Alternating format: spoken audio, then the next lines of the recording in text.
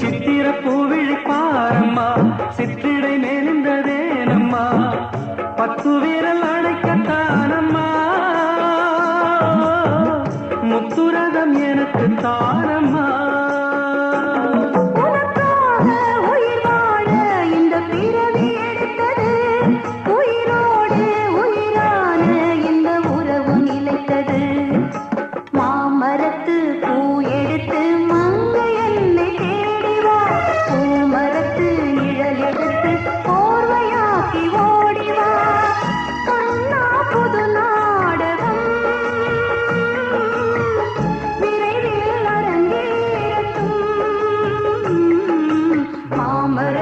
பூ எடுத்து மஞ்சம் ஒன்று போடலாம் பூமரத்து நிழல் எடுத்து போவையாக்கி மூடலாம்